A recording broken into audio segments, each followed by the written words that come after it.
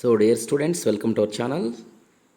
So ఇదేంటంటే మనకు RGKT state exam సంబంధించి ఈరోజు చాలామంది ఆస్పిరెంట్స్ ఎగ్జామ్ అయితే రాశారు. సో దీనికి సంబంధించి మనం కీ అనేది చూస్తున్నాము. సో ఏంటంటే స్టూడెంట్స్ యాక్చువల్గా మ్యాథమెటిక్స్ టఫ్గా ఉంది, అలాగే ఫిజిక్స్ అండ్ కెమిస్ట్రీ కొద్దిగా మోడరేట్గా, అలాగే బయాలజీ కూడా కొద్దిగా టఫ్గా ఉందని అంటున్నారు. సో ఎనీవే మనం డీటెయిల్డ్గా దీనికి సంబంధించి ఫస్ట్ ఆఫ్ ఆల్ మనం చూస్తున్నాము. సో ఆల్రెడీ మనము దీనికి సంబంధించి ప్రీవియస్గా ఒక కట్ ఆఫ్ అయితే ఎక్స్పెక్టెడ్ కట్ ఆఫ్ అయితే ప్రీవియస్గా చేయడం జరిగింది. సో మేబీ ఆ కట్ ఆఫ్ కూడా కొంతవరకు వేరీ అయితే అవ్వచ్చు, ఎందుకంటే ఈ పేపర్ అనేది కొద్దిగా స్టాండర్డ్గా ఉంది కాబట్టి కట్ ఆఫ్ అనేది సో తగ్గే అవకాశం అయితే ఉంటుంది. సో మీరు ఎవరు నా వీడియో అయితే చూడకపోతే చూడండి. అలాగే నేనేంటంటే మనకు మీ మార్క్స్ అనేవి మీరు కీ చూసుకున్న తర్వాత డిస్క్రిప్షన్ బాక్స్లో ఉన్నటువంటి లింక్లో మీ మార్క్స్ అనేవి ప్రిలిమినరీ కీ చూసిన తర్వాత మీ మార్క్స్ అనేవి అప్లోడ్ చేస్తే తర్వాత ఏంటంటే మనము ఇండివిజువల్గా మీకు కేటగిరీ వైజ్ కట్ ఆఫ్స్ ఎలా ఉంటాయి అనేది మనం ఒక అనాలిసిస్ చేస్తాము. సో కాబట్టి మీరు ఆ విషయం కూడా చూడండి. Now let us go to the discussion. So మనం ఏంటంటే ఇనిషియల్గా మనము ఇక్కడ బేసిక్గా మనకి మ్యాథమెటిక్స్ అనేది 40 క్వశ్చన్స్ ఉండడం జరిగింది. సో మనం ఫస్ట్ ఆఫ్ ఆల్ ఇక్కడ కట్ ఆఫ్ అనేది చూస్తున్నాం, ఫిజిక్స్ అనేది చూస్తున్నాం. సో మనకు first of all C code తీసుకున్నాం. సో ఈ సి కోడ్లో ఇక్కడ ఇచ్చినటువంటి దీని ప్రకారం ఫస్ట్ ఆఫ్ ఆల్ మనం చూస్తే so first question match the following ఇచ్చారు. So air, water, kerosene and diamond వాటి రిఫ్రాక్టివ్ ఇండెక్సెస్ అనమాట. సో మనకు తెలుసు ఆల్రెడీ ఎయిర్కి రిఫ్రాక్టివ్ ఇండెక్స్ వచ్చి 1.00, దట్ ఈస్ 1.33 అనమాట. అలాగే water refractive index 1.33, kerosene refractive index 1.44, diamond refractive index 2.42.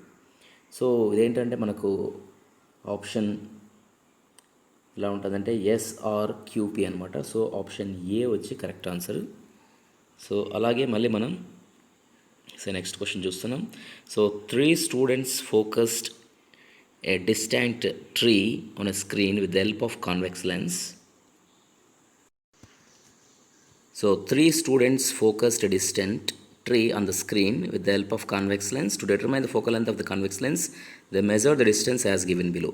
అంటే ఇప్పుడు యాక్చువల్గా 3 విద్యార్థులు ఉన్నారంట. సో మీ 3 విద్యార్థులు దూరంలో ఉన్నటువంటి చెట్టును చూస్తున్నారు. సో అది ఒక కాన్వెక్స్ లెన్స్ ద్వారా చూస్తున్నారన్నమాట. సో ఇప్పుడు కాన్వెక్స్ లెన్స్ ఫోకల్ లెంత్ని చూసేటప్పుడు కనుక్కోవాలి అంటే ఏం చేయాలి అనేది, సో ఇక్కడ ఎవరు కరెక్ట్గా చెప్తున్నారు అనేది కరెక్ట్గా చూసారనేది ఇక్కడ రాజు ఏమన్నాడంటే from the lens to the screen. Raju వచ్చి లెన్స్ నుంచి స్క్రీన్కి అని చెప్పారు. అదే రానా వచ్చి స్క్రీన్ నుంచి ట్రీకి ఉన్నటువంటి డిస్టెన్స్ అని చెప్పారు. సో అదే మనకు రామ వచ్చి చూసినప్పుడు ట్రీ నుంచి లెన్స్కి ఉన్నటువంటి డిస్టెన్స్ అన్నారు. యాక్చువల్గా మనకేంటంటే లెన్స్ నుంచి స్క్రీన్కి ఉన్నటువంటి డిస్టెన్సే కరెక్ట్ కాబట్టి సో రాజు చెప్పిందే కరెక్ట్ అనమాట. So option B is right answer. Okay. So తర్వాత ఏంటంటే మళ్ళీ మనకు నెక్స్ట్ క్వశ్చన్. సో ఇక్కడ ఇచ్చినటువంటి పిక్చర్ అనేది above diagram represents the eye defect. So what type of eye defect?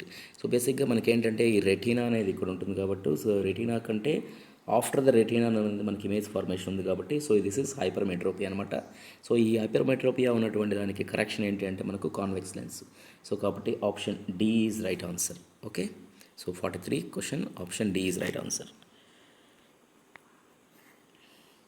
So అలాగే మనకు velocity of light in medium is 1.5 to 10^8 meter per second, then its refractive index is అన్నాడు. అంటే మనకు velocity of light ఎంత ఇచ్చాడు అంటే మనకు 1.5 ఇచ్చాడు అనమాట. సో 1.5. సో బేసిక్గా మనకు velocity of light in vacuum వచ్చి 3 అనమాట. 3 × 10^8 అనమాట. సో నేను మొత్తం రాయట్లేదు ఇక్కడ. So that is what 3 × 10^8.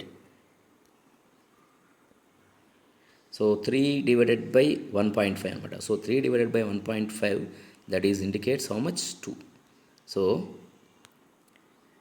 3 divided by 1.5 into 10^8 ఉంటుంది. So okay, that is option D is correct answer. So 44కి డి అనమాట. సో తర్వాత నెక్స్ట్ వన్ ఏంటంటే మనకు 45th క్వశ్చన్ చూసినప్పుడు సో ఇక్కడ మ్యాచ్ ద ఫాలోయింగ్ ఇచ్చారు. ఎలక్ట్రిక్ కరెంట్ ఇచ్చారు, వోల్టేజ్ ఇచ్చారు, ఎలక్ట్రిక్ రెసిస్టెన్స్ ఇచ్చారు, స్పెసిఫిక్ రెసిస్టెన్స్ ఇచ్చారు. సో ఈ మ్యాచ్ ద ఫాలోయింగ్ చూసినప్పుడు ఎలక్ట్రిక్ కరెంట్ అనేది మనకు ఏంటంటే సో Q/T అనమాట. అంటే Q అనమాట. So charge by time. Okay. So అలాగే మనకు వోల్టేజ్ వచ్చి that is W/Q and electric resistance వచ్చి V/I అనమాట. స్పెసిఫిక్ రెసిస్టెన్స్ వచ్చి that is RA/L. Okay, so దీని ప్రకారం మనకి ఏంటంటే సే QRSP అనమాట. అంటే 45th option C is correct. Next one, by observing the above activity you observe that the light ray changes its direction. యాక్చువల్గా మనకి ఏంటంటే ఒక వాటర్ బీకర్లో సో ఒక కాయిన్ అనేది ఉందన్నమాట. సో ఈ కాయిన్ పెట్టడం వల్ల మనకి ఏంటంటే వాటర్లో యాక్చువల్గా కాయిన్ అనేది మనకు పైకి కనబడుతుంటుంది. సో యాక్చువల్గా ఇది మనకి టెక్స్ట్ బుక్లో కూడా ఉంది ఇలాంటిది. సో మనకి ఏంటంటే ఉన్న పొజిషన్ నుంచి కొద్దిగా పైకి ఉన్నట్టు కనబడుతుంటుంది అన్నమాట. దాన్ని అపరెంట్ పొజిషన్ అంటాం. సో ఇక్కడ ఏమన్నారంటే so speed of light changes its direction at the interface separating the two media. So A అనేది కరెక్ట్. So 1 is correct. అలాగే speed of light changes at the interface of two media. So light ray direction change అవుతుంది, అలాగే speed కూడా మారుతుంది అనమాట. So రెండు statements correct కాబట్టి option D is your right answer. Okay,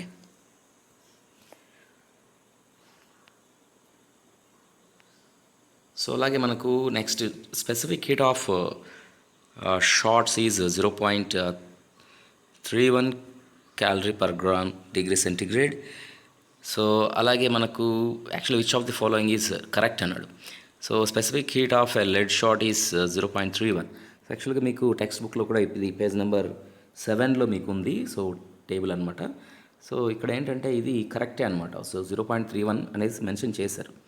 okay, so తర్వాత 1 calorie per gram degree centigrade is how much? 4.186 into 10^3 joule per kg kelvin అనమాట. అలాగే సో ఈ రెండు కూడా కరెక్టే. అలాగే 3 చూసినప్పుడు 100 Kelvin is -273. So this is wrong. And so 30 degrees centigrade is nothing but 300 Kelvin. So ఇక్కడ మనకు 1, 2, 4 అనేది కరెక్ట్ అని కనబడుతుంది. సో ఆప్షన్లో చూసినప్పుడు మనకు 1, 2 ఉన్నాయి, అలాగే 2, 4 ఉన్నాయి. సో ఇక్కడ మనకు చూస్తే ఇప్పుడు 48th క్వశ్చన్కి 1, 2 ఉన్నాయి, 2, 4 ఉన్నాయి. సో మరి ఏది కరెక్ట్ అనేది మరి చూడాలి. బేసిక్గా ఏంటంటే specific heat of a lead shot is given sir, that is 0.31 అన్నారు. సారీ, యాక్చువల్గా మీకు టెక్స్ట్ బుక్లో ఏముందంటే 0.031 అండి. సో 0.031 ఉంది. సో అంటే ఇది 0.31 ఈజ్ రాంగ్ అనమాట. సో 0.031 ఉండాలి. That means option D is correct. Okay, so 48th question option D is correct. And the next question is Ohm's law is not applicable to. So Ohm's law is not applicable. Actually Ohm's law అనేది మెటల్స్కి applicable. It's not applicable for semiconductors and gaseous substances. So option C is correct. 49 option C is correct. Next question, convex lens ray diagram given below kept in the air. So యాక్చువల్గా మనకి ఏంటంటే lens అనేది convex lens ఎయిర్లో ఉందంట. So ఎయిర్లో ఉన్నప్పుడు ఇక్కడ ఎలా ఉందంటే F2కి 2F2కి మధ్యలో ఉందంటే so object is situated between the centre of curvature and the focal point అనమాట. సో అలాంటప్పుడు మనకి ఏంటంటే రైట్ సైడ్ ఏంటంటే మనకు ఒక రియల్ ఇమేజ్ అనేది ఫామ్ అవుతుంది, inverted image and magnified image కనబడుతుంది. అంటే సో ఇక్కడ మనకు రియల్, ఇన్వర్టెడ్ అండ్ మ్యాగ్నిఫైడ్ ఎక్కడుంది? సో ఎన్లార్జ్డ్ ఉంది. So option say B is correct. So 50th క్వశ్చన్కి ఆప్షన్ బి ఈజ్ కరెక్ట్ అనమాట. అలాగే మనకు ఇక్కడ near point of a person with hypermetropia is 1 meter. So then the focal length of a lens used for correction is అన్నారు. So ఇక్కడ focal length మనకు కనుక్కోవాలన్నమాట. So యాక్చువల్గా ఇక్కడ ఏముందంటే మనకు near point of person with hypermetropia అనేసి ఇచ్చారనమాట. సో ఇక్కడ ఏంటంటే మనం చూసినప్పుడు 100 centimeters అని. సో డి నియర్ పాయింట్ మనకు ఫార్ములా ఏంటంటే సో మీకు ఆల్రెడీ తెలుసు. So that is already say D minus say just minute